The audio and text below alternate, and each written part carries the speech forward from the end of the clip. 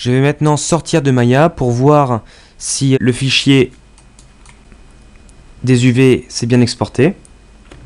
Donc je vais dans le projet.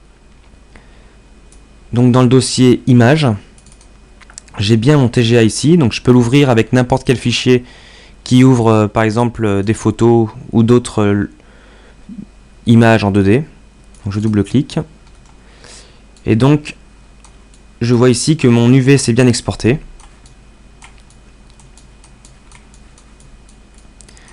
Donc cette image sera importée dans un logiciel de 2D tel Photoshop et je pourrai travailler par exemple la couleur de façon fine et le réintégrer après sur le fichier Maya, sur le modèle.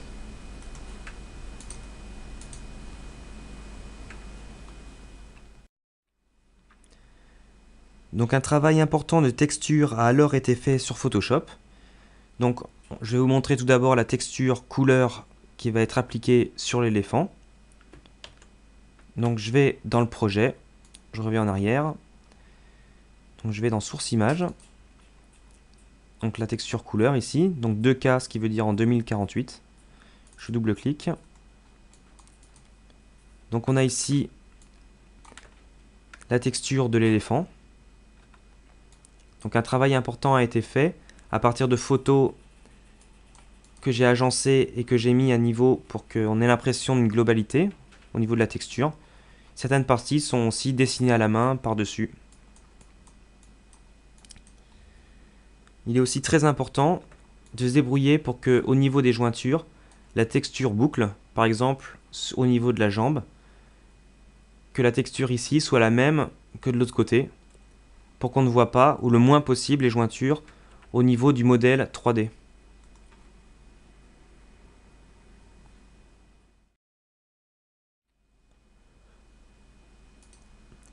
Je vais maintenant remplacer ma texture de damier par celle travaillée sur Photoshop. Donc pour ceci, je vais dans l'Hypershade. Je rappelle, c'est dans Windows Rendering Editor Hypershade. Donc là, on a ici le matériau. Donc pour voir sa hiérarchie, je peux cliquer sur cette icône ici avec les deux flèches. Et je peux, en cliquant ici, voir apparaître de façon plus nette le shader, donc du matériau. Donc je peux, en double-cliquant, cliquer droit sur couleur et faire break connection, qui me permet d'enlever la texture de damier, ou sinon, donc en faisant Z pour revenir en arrière, je peux directement dans l'Hypershade supprimer ici la texture. Donc je reviens avec un Lambert de base que je peux renommer, donc ça va devenir l'éléphant.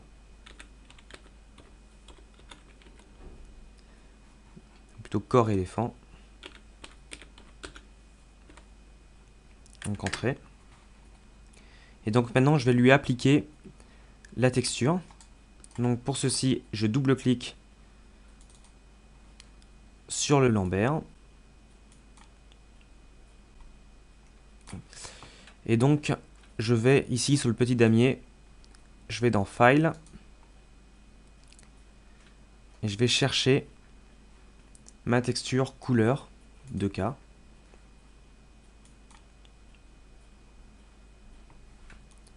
Donc on voit bien la connexion, donc la texture est liée au matériau Lambert en passant par une connexion couleur.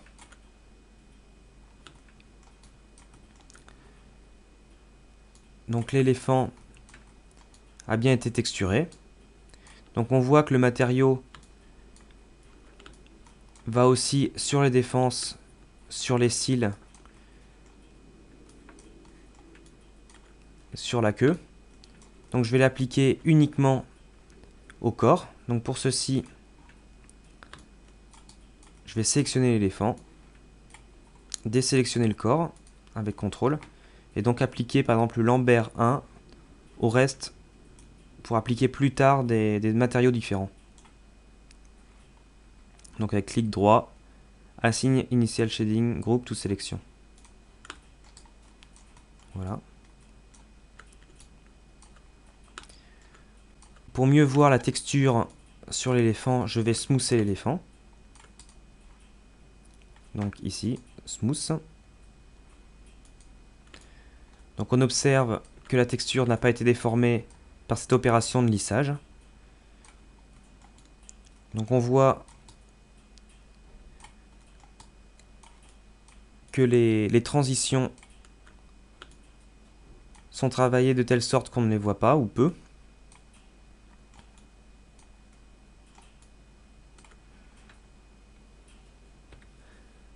Je peux voir l'éléphant au niveau de l'UV Texture Editor.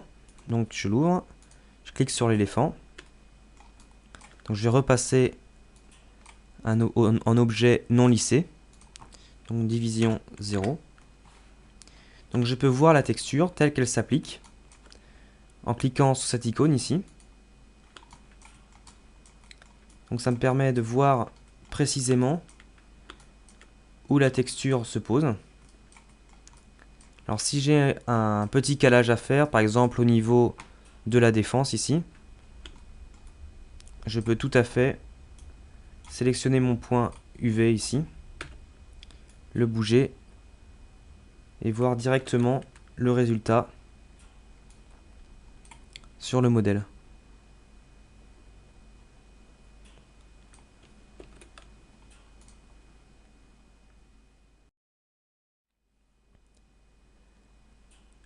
Je vais maintenant appliquer de la transparence sur l'objet. Donc je repasse en mode objet. Je vais aller dans l'hypershade, ici. Donc pour voir les connexions, toujours les deux petites flèches ici. Pour voir mon espace de travail, je peux cliquer sur ces icônes. Donc on a différents modes d'espace de travail. Donc par exemple, que les connexions, que les matériaux, les deux. Donc je vais repasser en mode connexion au niveau de l'espace de travail. Et donc je vais double-cliquer sur le matériau pour voir et appliquer une transparence.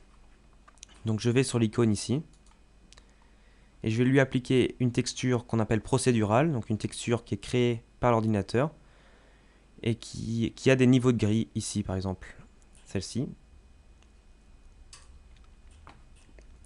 Donc on voit dans l'hypershade qu'une nouvelle connexion s'est faite.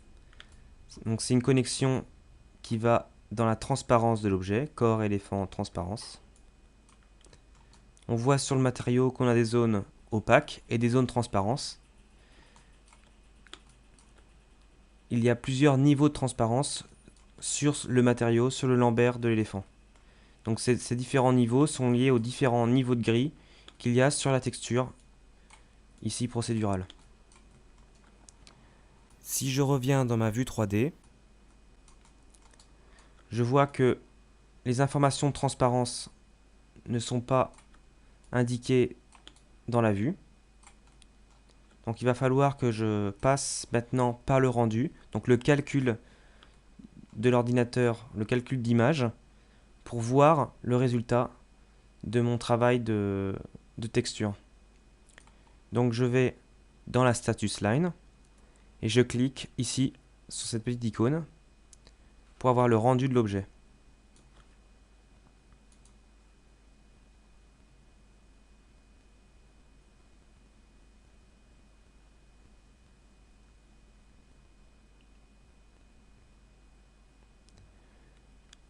Donc on voit que l'éléphant a bien été transformé au niveau de sa transparence. On a des zones opaques et des zones complètement transparentes ici, en noir. D'ailleurs, je peux tout à fait voir la transparence de l'objet en niveau de gris, donc l'alpha de l'objet, en cliquant sur cette icône. Donc les zones blanches sont complètement opaques et les zones grises allant vers le noir de plus en plus transparent. Donc pour retourner à la couleur, je clique sur cette icône.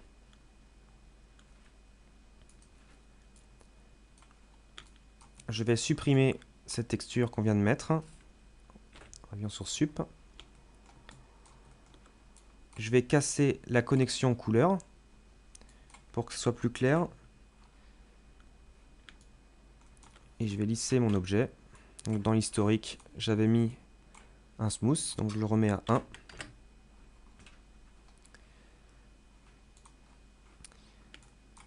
Donc j'ai créé une texture de transparence pour la peau de l'éléphant. Donc je vais tout d'abord la brancher non pas dans la transparence du matériau, mais dans la couleur, pour voir bien à quoi elle ressemble sur l'éléphant. Donc je double-clique sur le matériau, je vais dans couleur, file, et je vais chercher ma texture. Donc transparence 2K. Je vais organiser un petit peu mes connexions. Donc on voit sur l'éléphant que la texture est noire et blanche. Donc les parties blanches seront les parties qui seront complètement opaques et les parties noires complètement transparentes.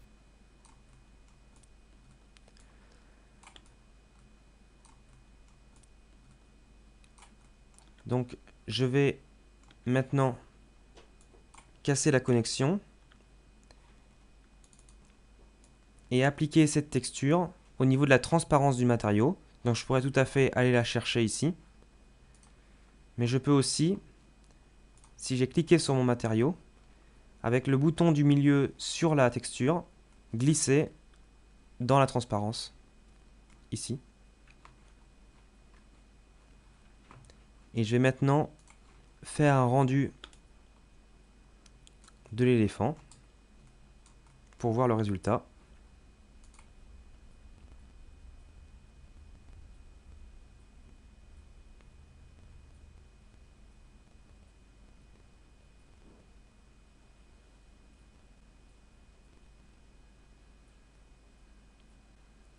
Voilà, donc on voit que la texture de transparence a bien ciselé le bord de l'oreille. Donc en fait, cette méthode m'a permis d'avoir quelque chose de très détaillé au niveau du contour de l'oreille, sans pour autant avoir une modélisation très complexe qui alourdirait énormément le modèle. Je vais casser cette connexion.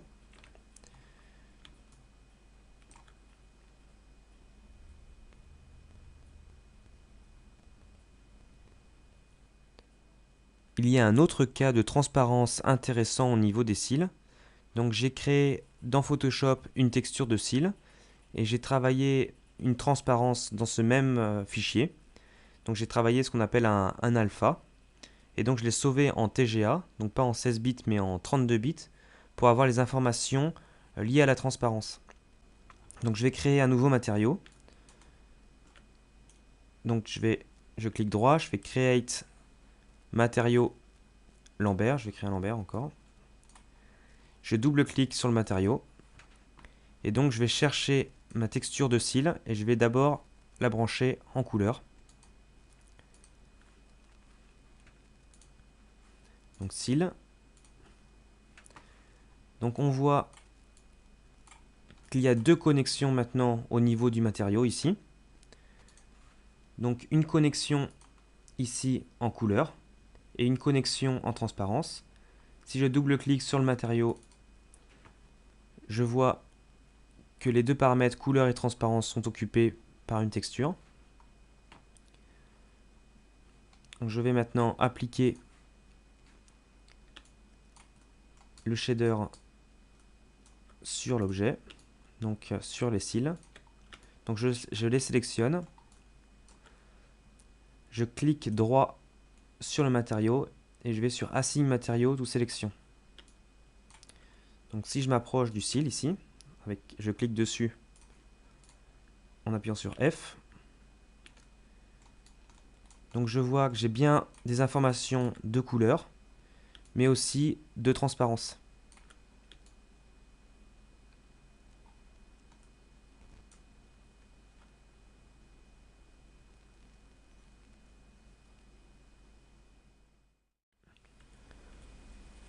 Pour l'éléphant, j'ai aussi utilisé le bump.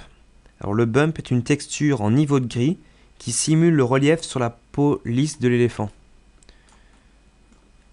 Donc je vais tout d'abord, comme tout à l'heure pour la texture, appliquer la texture de bump sur la, non pas sur le bump du matériau, mais sur la couleur pour voir à quoi elle ressemble. Donc je double-clique sur le matériau, corps éléphant. Je vais chercher la texture de bump pour la mettre en couleur. Bump 2K. Voilà. Je vais m'écarter de l'éléphant. Donc en fait, les zones noires vont être les zones qui vont être creusées dans le modèle, au niveau du rendu. Et les zones blanches, ça va être des bosses. Donc, je vais brancher cette texture, non pas dans la couleur, mais dans le bump. Je vais un petit peu organiser mon hypershade. Voilà. Donc, on a vu qu'on pouvait glisser de la texture avec le bouton du milieu jusque dans les paramètres ici. Donc, on peut tout à fait cliquer dans Bump Mapping. Une autre méthode est de cliquer avec le bouton du milieu et aller directement sur le matériau ici. Et là, aller choisir, donc si on veut le mettre en couleur, en incandescence, en bump ou autre chose. Donc Bump Mapping. Donc là, on a une icône qui se crée avec une valeur ici qui sera la force du bump. La force avec laquelle la texture va faire sortir ou non le modèle. Donc je vais le laisser à 1 pour l'instant. Et faire un test de rendu sur l'éléphant.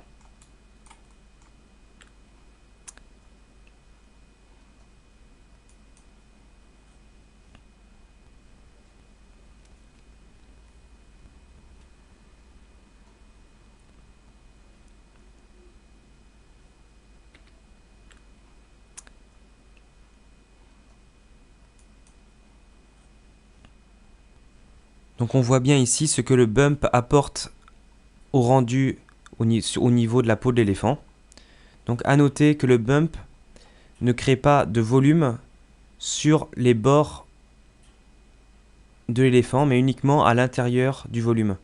Donc là par exemple je vais passer à nouveau en alpha avec la transparence. Donc on voit qu'on est complètement lisse. On n'a pas les bosses créées par la texture.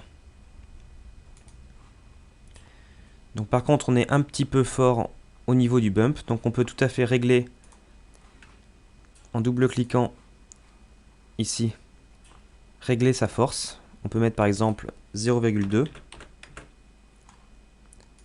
et à nouveau relancer le rendu. Alors je vais tout d'abord garder cette image. Si je clique sur cette icône ici, un onglet apparaît ici. En fait il me garde en mémoire temporairement l'image. Donc je vais pouvoir après regarder l'image que je viens de rendre par rapport à l'image qu'il y a ici. Donc je vais faire le rendu. Donc toujours dans la vue perspective.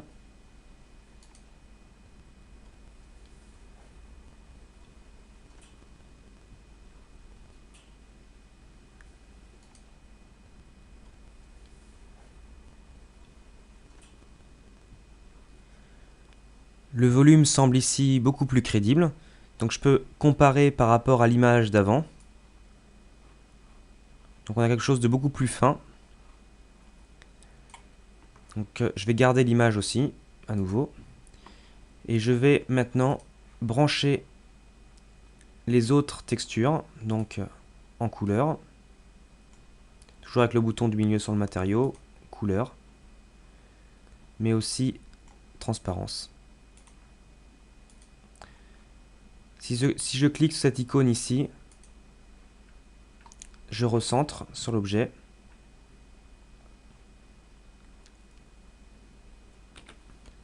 Et je peux réorganiser un peu mon hypershade en cliquant ici. Donc nous allons voir au niveau du rendu le résultat qu'on obtient. Donc, je clique sur l'icône.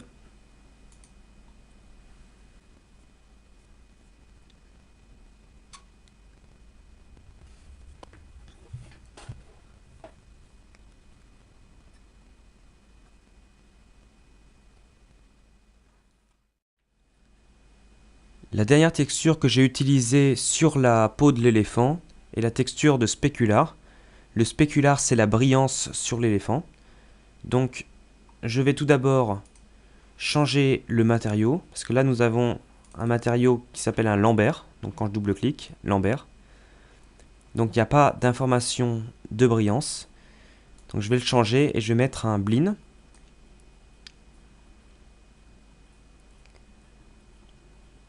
Donc, on voit ici sur la petite simulation qu'il y a une information de brillance. On peut tout à fait régler, par exemple, la diffusion de la brillance sur l'objet. Changer si on est plus ou moins fort au niveau de la brillance. Ou changer sa couleur. Par exemple, mettre quelque chose de plus... une brillance un peu jaune sur l'éléphant.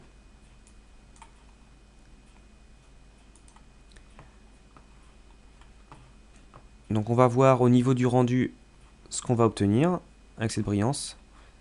Et je vais en profiter tout d'abord pour régler un tout petit peu le bump, le mettre un petit peu moins fort. Donc là je vais dans le bump. Ici je retrouve mon icône. Et donc je vais le mettre 2 fois moins fort, à 0,1. Et donc lancer à nouveau le rendu, tout en gardant ici le rendu précédent.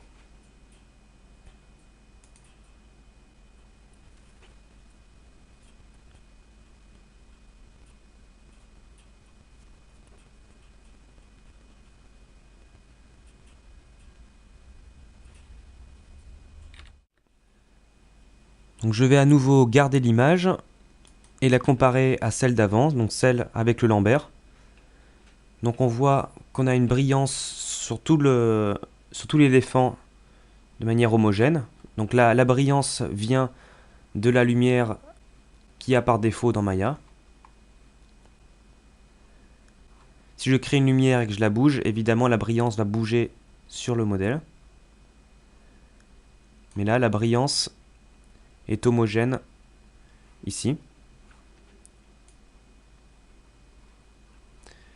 Alors nous allons maintenant mettre justement la texture que j'ai faite sur Photoshop pour régler justement cette brillance sur le modèle. Donc je double-clique sur le matériau. Je vais dans Specular Roll-Off qui permet de régler pour avoir plus ou moins de brillance. Et donc je vais venir chercher ma texture, donc qui est en niveau de gris, de Specular, donc Specular 2K.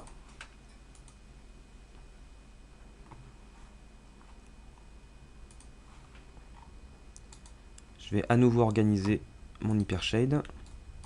Donc voilà, nous avons ici la texture en Specular. Donc on va voir ce que ça donne à nouveau au niveau du rendu.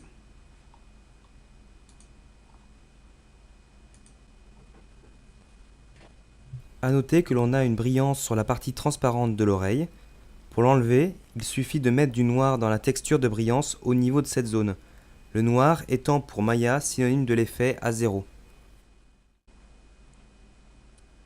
On est évidemment beaucoup moins brillant que lors de l'étape précédente. Mais on obtient quelques petites brillances qui rendent le modèle plus vivant. Donc je vais maintenant enlever cette photo ici, donc avec l'icône à côté. Comme ça je peux comparer avec l'étape d'avant la brillance. Donc on voit, bon, malgré que le bump a été changé, on voit quand même qu'on obtient quelques brillances qui rendent le modèle plus vivant, plus réaliste.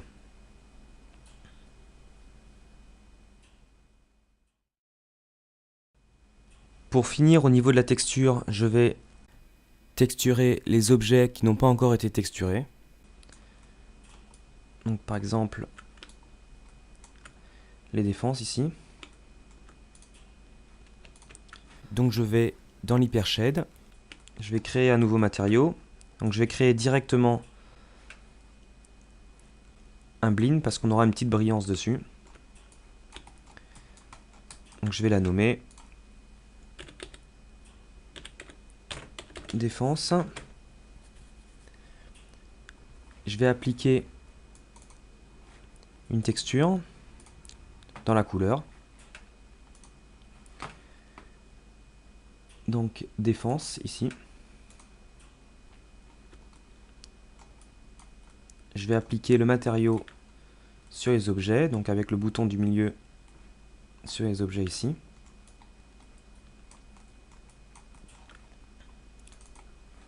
Je vais appliquer le bump.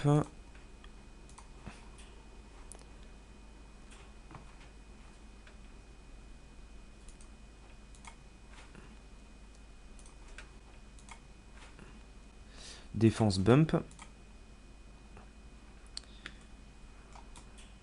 Voilà.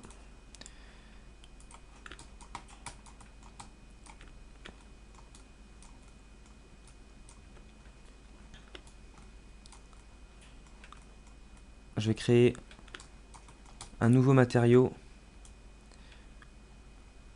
Donc là, un matériau Lambert pour faire les poils ici, les poils de la queue. Donc je vais l'appeler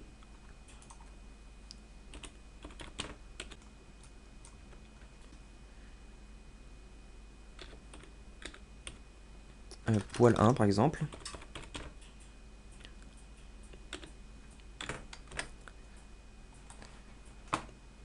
Donc j'ai travaillé de la même façon que pour les cils. Donc je vais dans la couleur, je vais chercher mon dossier. Et en fait j'ai trois types de poils. Donc pour l'instant je vais mettre poil queue A en premier. Donc on voit qu'il y a de la transparence aussi. Et je vais faire la même chose pour faire deux autres shaders de poils. Donc je vais dupliquer ce shader. Donc pour ceci, je vais dans Edit, Duplicate Shading Network. Donc j'ai exactement le même shader, là, avec le même matériau et la même texture. Par contre, je vais changer ici poil queue A en poil queue B. Je vais faire la même chose encore.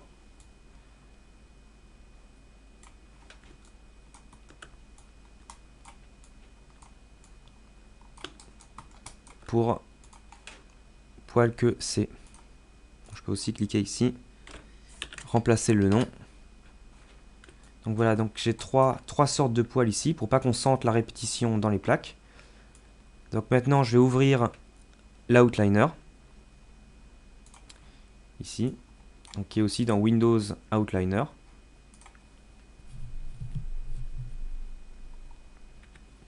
Donc je vais sélectionner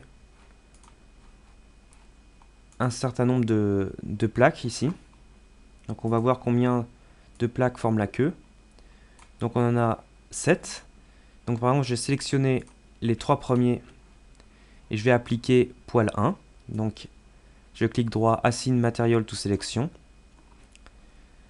Je vais maintenant sélectionner queue 4 et queue 3. Je vais appliquer poil 2. Assign Material to Selection. Et enfin les deux derniers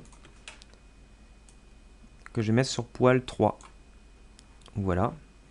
Donc on va voir le résultat dans la vue.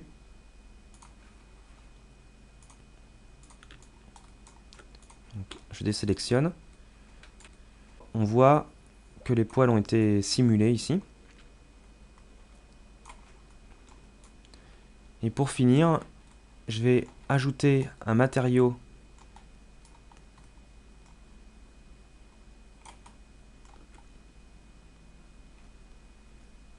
sur les yeux. Donc je vais dans l'hypershade, je vais créer à nouveau un matériau, donc Blin, ici. Donc je vais maintenant changer le nom, yeux par exemple, et l'assigner sur les yeux. Donc je vais dans la outliner,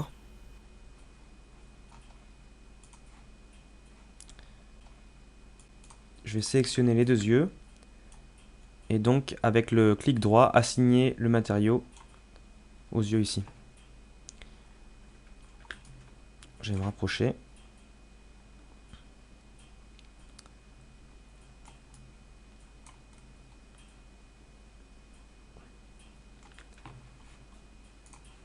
Je vais maintenant travailler mon shader au niveau des yeux. Donc une couleur noire et par exemple une brillance plus pointue, un spécular plus blanc par exemple.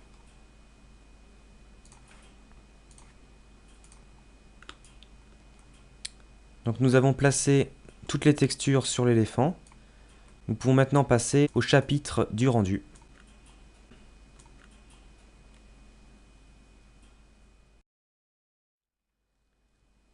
Nous allons voir maintenant quelques notions de rendu. Donc le rendu, c'est la manière de mettre en lumière, c'est la mise en image d'une scène 3D. Donc si je vais dans la Render View, donc Windows, Rendering Editor, Render View, donc au niveau de la texture, on en était arrivé là. On n'a pas mis de lumière dans notre scène, c'est seulement une lumière de base par défaut dans Maya. Donc avant de commencer le rendu, je vais lisser un petit peu les défenses. Tout d'abord, donc je vais les smoother. Donc je sélectionne dans les shelves le smooth. Je vais aller dans l'hypershade et je vais donc dans défense, j'affiche les options. Je vais régler un petit peu le bump qui était mis fort, donc je vais le mettre à 0,1. Et je vais aussi créer un sol pour qu'on puisse voir l'ombre projetée de l'éléphant. Donc je clique sur Polyplane ici. Donc il est créé au centre de l'image. Je peux l'agrandir.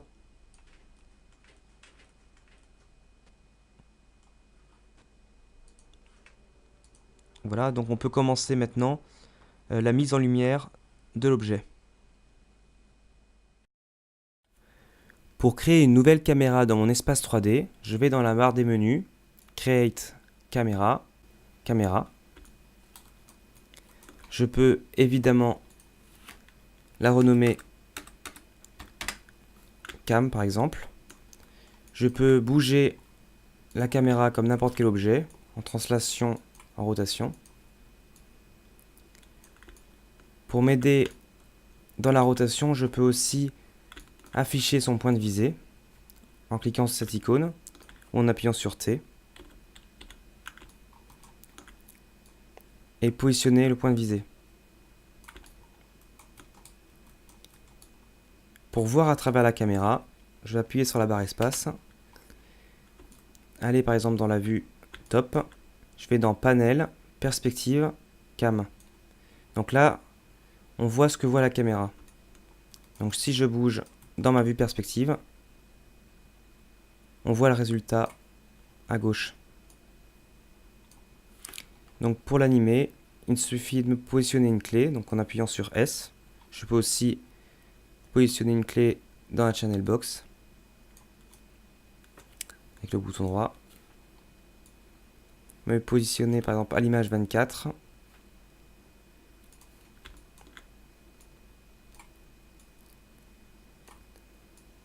Et venir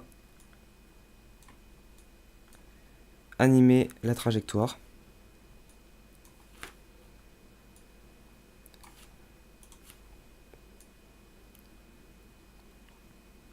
Pour avoir son mouvement.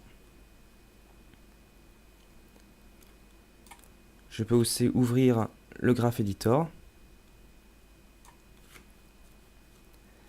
en appuyant sur F.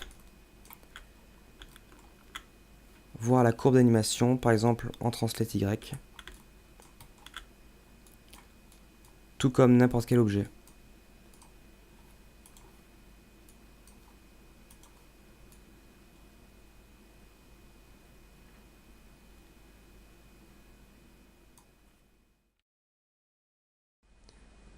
Donc pour créer une lumière, je vais dans Create, Light. Donc là j'ai plusieurs types de lumière. Je vais choisir la Directional Light, qui est une lumière qui se rapproche de la lumière solaire, parce que ses rayons sont parallèles les uns aux autres. Donc je vais la bouger. Donc, on voit à quoi elle ressemble.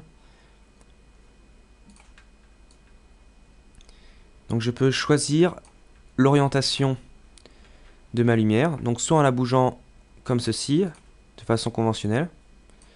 Je peux aussi, en appuyant sur T, qui équivaut à l'outil ici, garder le point de visée sur l'éléphant et bouger la lumière par rapport à lui. En appuyant sur 7 du clavier numérique, je peux voir ce que donne ma lumière. Donc je vais venir placer cette lumière.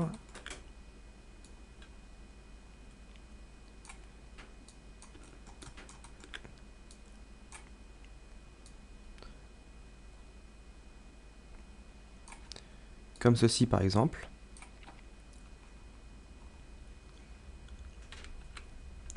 Et donc je vais venir maintenant faire un rendu. Donc je clique sur outil rendu.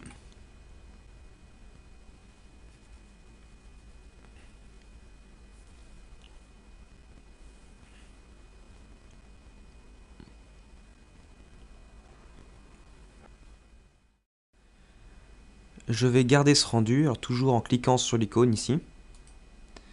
Et je vais comparer le rendu donc avec la nouvelle lumière, donc la directionnelle, et l'ancien rendu sans lumière, donc avec la lumière par défaut de Maya. Donc on observe en comparant avec le rendu précédent qu'à la création d'une lumière dans la scène, la lumière par défaut de Maya s'est éteinte. On observe aussi que par défaut, il n'y a pas d'ombre projetée de l'éléphant sur le sol, ni d'ombre de l'éléphant sur lui-même, par exemple l'ombre de la défense ici. Donc nous allons rentrer dans les paramètres de la lumière, donc toujours CTRL A. Donc on peut tout à fait changer la couleur de la lumière, donc par exemple quelque chose d'un peu plus chaud. Changer son intensité, par exemple le monter un petit peu.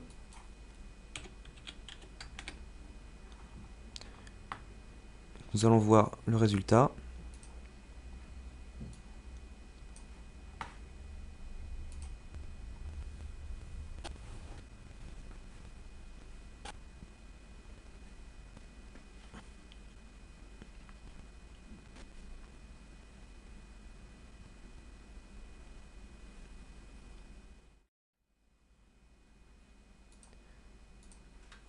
Donc on voit bien la différence ici. Donc nous allons maintenant créer une ombre portée. Donc pour ceci, je reviens dans les paramètres de la lumière. Je clique sur Shadow. Donc ici nous avons la couleur de l'ombre. Donc je vais mettre un bleu. Donc je vais mettre un bleu très fort pour bien qu'on sente qu'est-ce qui fait partie de l'ombre, qu'est-ce qui fait partie de l'objet non éclairé. Donc là, le premier type d'ombre, c'est le Depth Match Shadow. Donc je vais le cocher. Et je vais pour l'instant laisser les paramètres tels qu'ils sont par défaut. Et à nouveau, lancer le rendu.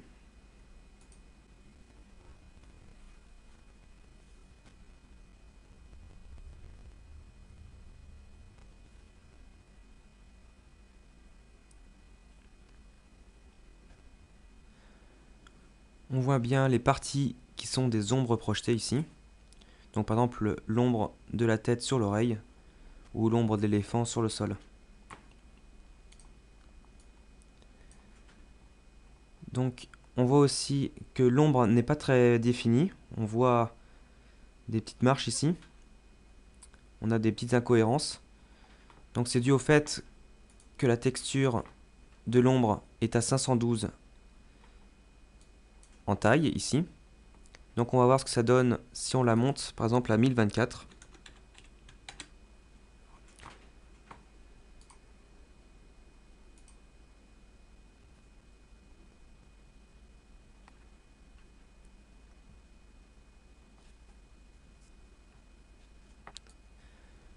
Donc on a bien affiné l'ombre ici. Donc je peux encore l'affiner plus, donc je vais mettre 2048, donc 2 fois plus. Pour la définition des ombres, n'utilisez que des multiples de 512 pour faciliter le rendu à la machine. Et je vais maintenant travailler la couleur pour avoir quelque chose d'un peu plus réaliste. Et relancer le rendu.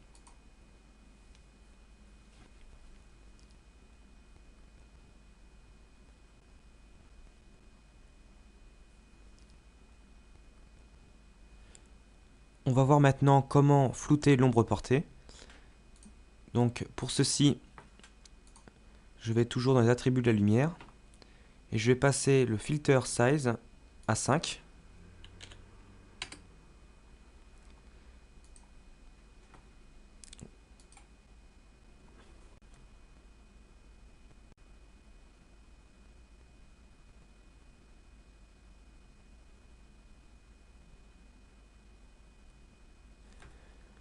Comparons à nouveau avec l'étape précédente pour voir comment Maya a flouté la Depth Matte Shadow. Donc on voit que la texture d'ombre a été floutée de façon uniforme. On voit aussi que certains petits problèmes, comme des artefacts ici, en les floutant, ne sont plus visibles.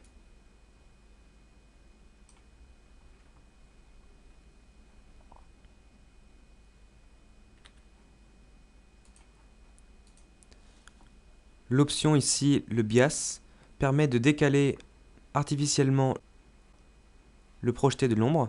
Donc je vais par exemple le déplacer, le mettre à 1.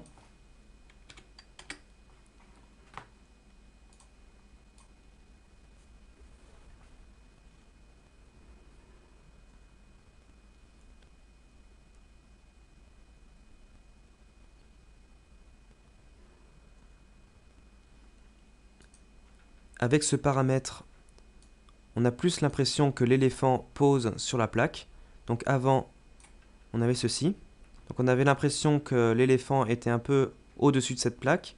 C'était dû au fait qu'on avait flouté l'ombre, la Depth Matte Shadow. Donc en décalant, ça aide à poser l'éléphant sur la plaque. Donc je vais maintenant créer une sphère dans l'espace 3D. Donc je vais dans les shelves. Je crée une sphère en polygone. Je vais aller dans la vue de côté pour la positionner devant l'éléphant. Et je vais maintenant lui créer un matériau. Donc je vais lui créer un blin. Je vais tout de suite mettre sur l'objet avec le bouton du milieu. Je double-clique. Donc je vais créer une sphère complètement transparente. Je vais régler un petit peu les paramètres de brillance.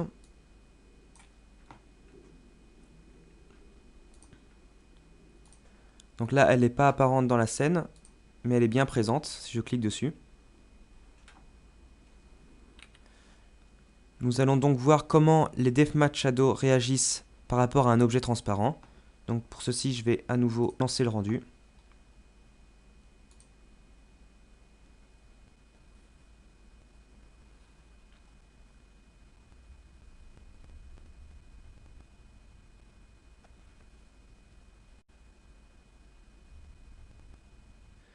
Je vais là aussi garder l'image.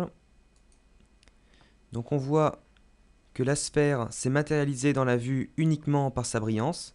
Par contre, son ombre portée est celle d'un objet opaque. Les DefMap Shadow sont des ombres légères en termes de calcul, par contre elles ne réagissent pas comme un lancer de rayons qui peut traverser des objets plus ou moins opaques. Ces caractéristiques lui empêchent aussi de créer des ombres floues réalistes. Donc l'ombre est floutée de façon homogène, alors qu'elle devrait être plus nette au niveau du pied ici, et de plus en plus floue en s'écartant du modèle. Donc avant d'aborder un autre système d'ombre, on va tout d'abord voir comment régler les paramètres de rendu. En cliquant sur cette icône, ici, nous avons donc les paramètres de rendu. Donc on peut voir tout d'abord donc le nom de l'image. Donc ici, on sait qu'on est en single frame. On peut tout à fait passer, par exemple, en plusieurs frames. Donc on verra plus tard pour comment calculer une séquence d'images. Donc ici, on peut par exemple changer, calculer de la frame, par exemple 1 à la frame 200, par exemple. Lorsqu'on repasse en single frame, évidemment, on n'a plus ces paramètres d'actif. Juste en dessous, donc, on a le format d'image. Donc là, je me suis mis en JPEG. Je pourrais être en MAIAIF ou bien d'autres formats, TGA par exemple. Donc ici, c'est la caméra qui calcule l'image. Donc là, on est en vue perspective. On n'a pas créé de caméra dans l'espace 3D. Je pourrais être en vue front, side ou top. Donc là, ça nous permet d'avoir un masque, c'est-à-dire de voir la transparence de l'objet. Donc je peux la voir en cliquant ici sur le masque. Et donc là, toutes les parties noires seront transparentes et les parties blanches opaques. Donc on a aussi des niveaux de gris évidemment. Donc je reviens dans la vue couleur.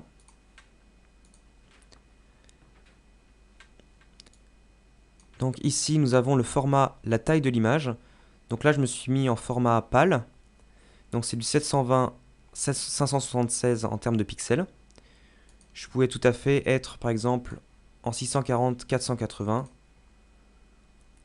ou en 1K, c'est-à-dire 1024 sur 1024.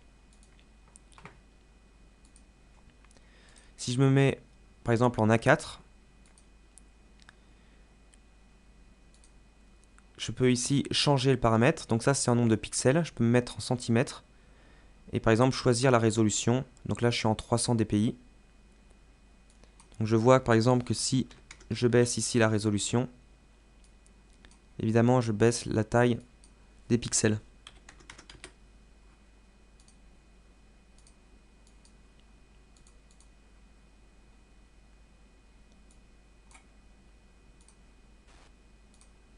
Ici. Donc là je vais me remettre en format vidéo, c'est-à-dire format PAL. Donc ici je vois que je rends grâce à Maya. Je pourrais aussi rendre en Mental Ray, qui est un autre logiciel pour rendre les images. Et j'ai tous les paramètres liés à Maya ici dans cet onglet. Donc je peux régler la qualité de l'image. Donc là je suis par exemple dans une qualité intermédiaire. Donc je peux choisir, en production quality me permet d'avoir une image plus fine.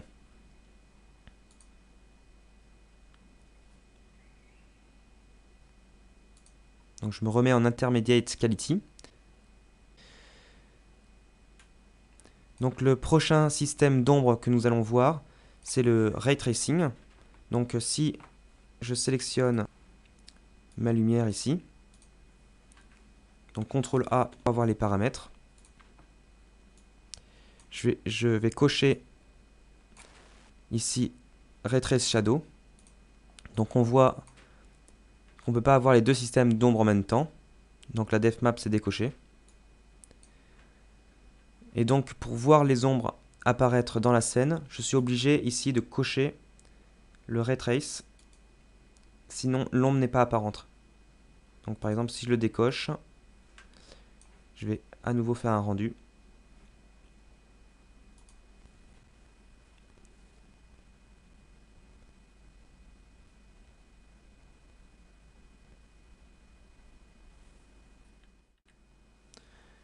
Et en cochant Ray Tracing,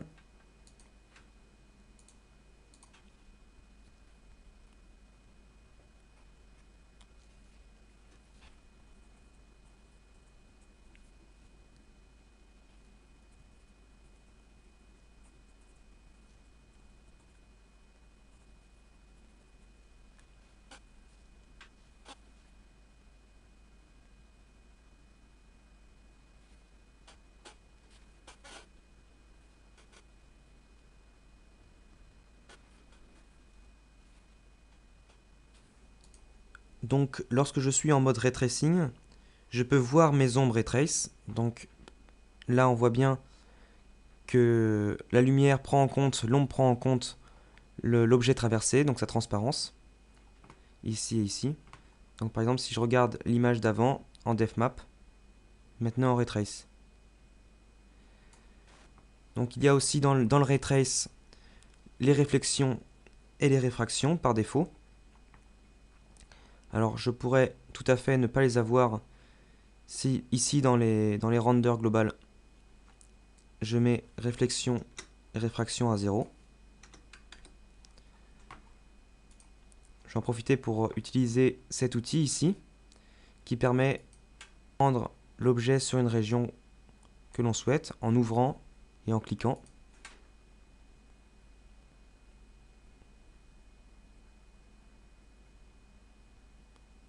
Comme ceci. Je peux aussi aller dans Options, Auto Render Région. Et dans ces cas-là, dès que j'ouvre une fenêtre, j'ai tout de suite le rendu de la région qui se fait. Donc là, on voit qu'on n'a plus de réflexion-réfraction. Je vais le remettre à 2 par exemple. Donc le fait qu'on ait des réflexions-réfractions ici sur la boule est dû au fait que sur son matériau, donc le blend, ici, donc je double-clique, on a ici un paramètre qui est à 0,5 au niveau de sa réflexion, pardon. Donc si je le mets à 0,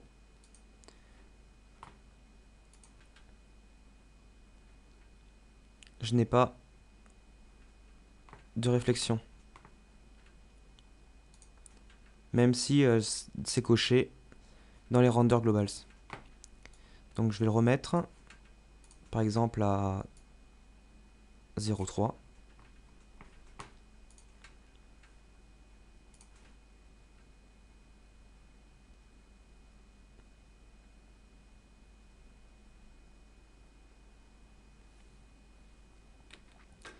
Je vais maintenant revenir sur mon ombre Ray Trace, donc je suis obligé de revenir dans les paramètres de la lumière, donc la directionnelle que j'ai créée.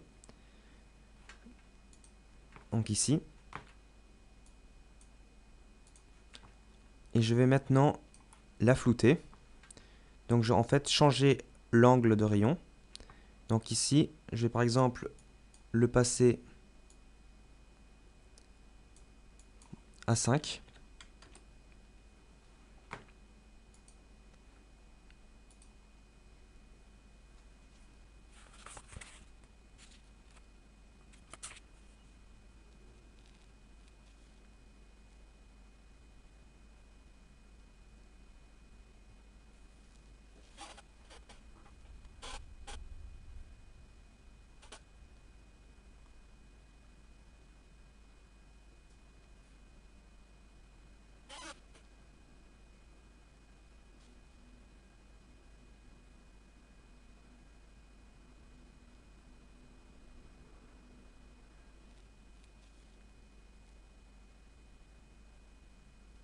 L'ombre qui a été floutée est plus réaliste. Donc on est très flou loin de l'éléphant. Et par contre on arrive vers du net quand on est proche de la patte. Alors par contre on a ici une ombre qui est très pixelisée, qui n'est pas assez précise, dû au fait qu'on a un lancer de rayon pas assez fort. Donc je vais changer les paramètres ici, passer par exemple dans ces paramètres là à 10. Donc ça permet de flouter l'ombre ici. Quand on a une ombre très nette, on n'a pas besoin d'affiner justement le nombre de lancers de rayons. Par contre, lorsque on a besoin de le flouter, il faut un peu forcer au niveau de ce paramètre. Donc là, je vais aussi baisser un petit peu la longueur du flou. Donc par exemple, le mettre à 2 et relancer le rendu.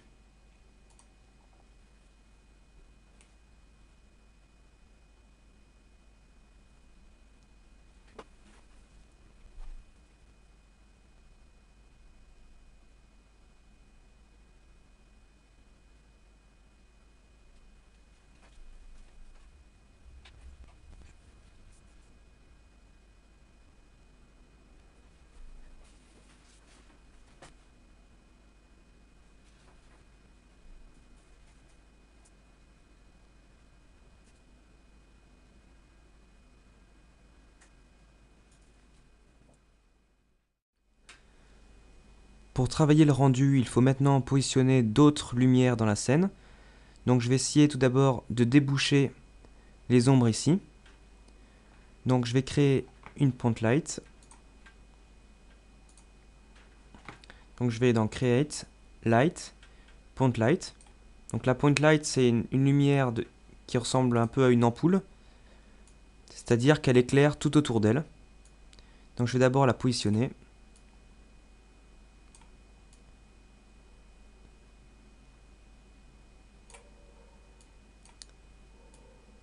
CTRL A pour entrer dans ses paramètres.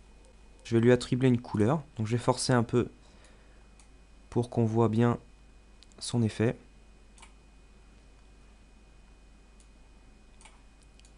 Je vais baisser son intensité. Donc je vais le mettre à 0,3.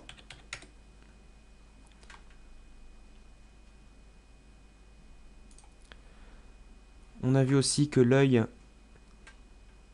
apparaissait presque blanc ici. Donc je vais modifier son matériau. Donc je vais dans l'Hypershade.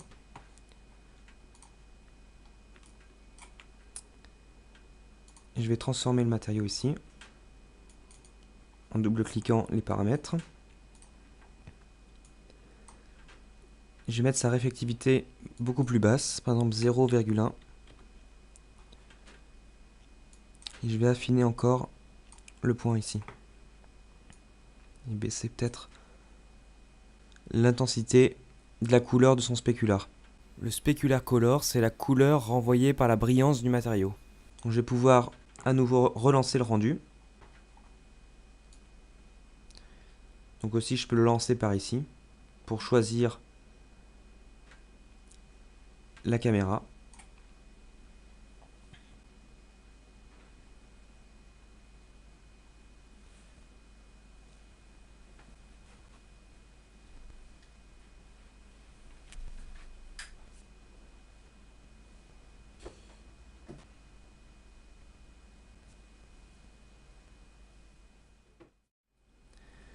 Nous allons voir maintenant comment faire pour qu'une lampe n'éclaire pas tous les objets. Donc pour ceci, on va dans la barre des menus, Windows, Relationship Editor, Light Linking, Light Centric. Donc un tableau s'ouvre.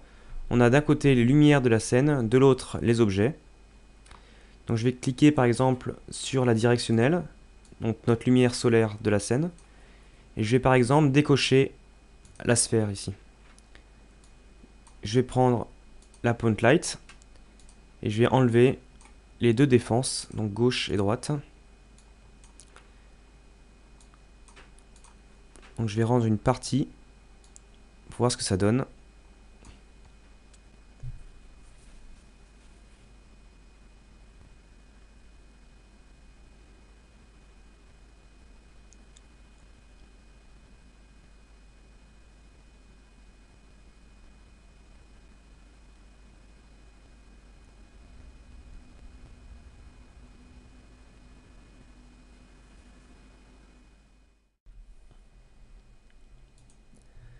Si on compare avec le rendu précédent, donc on observe que les objets sphère et défense ne sont, comme on s'y attendait, plus éclairés l'une par la directionnelle et l'autre par la point light bleue. La conséquence est aussi qu'on n'a plus l'ombre de la sphère sur l'éléphant. Alors je vais maintenant créer une directionnelle.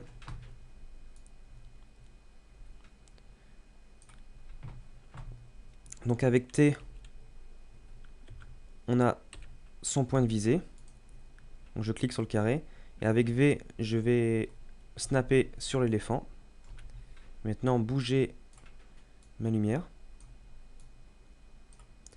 Avec CTRL A, je vais rentrer dans ses paramètres. Et donc, je vais lui demander de projeter une ombre. Use Ray Trace Shadow. Je vais maintenant à nouveau lancer le rendu, donc dans la Render View.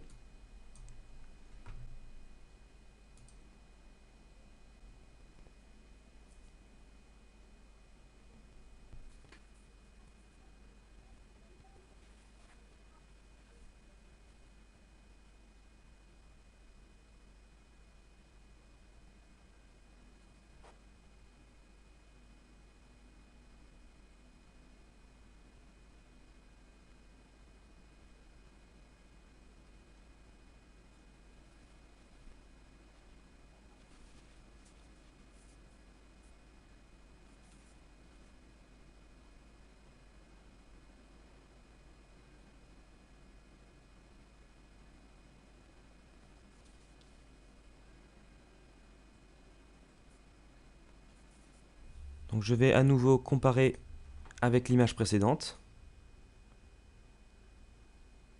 Donc malgré la nouvelle directionnelle, on n'a quasiment aucun changement sur l'éléphant. C'est dû au fait que la directionnelle éclaire de bas en haut et projette une ombre. Le sol fait alors rempart à la lumière. Donc pour éclairer l'éléphant par cette directionnelle, il suffit de désassigner le sol à la lumière directionnelle qu'on vient de créer. Donc pour ceci, on va dans Windows, Relationship Editor, Light Linking, Light Centric. Donc le tableau qu'on a vu tout à l'heure se rouvre. Donc je sélectionne la directionnelle et je désassigne le plan du sol.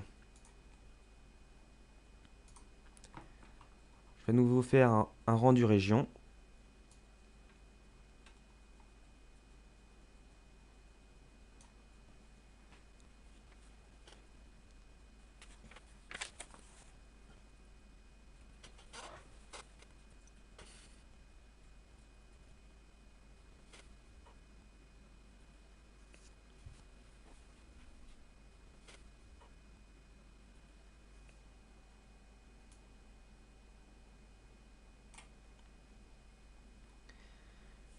Pour faire un beau rendu, il faut évidemment travailler de manière plus fine, positionner d'autres lumières, travailler ses shaders.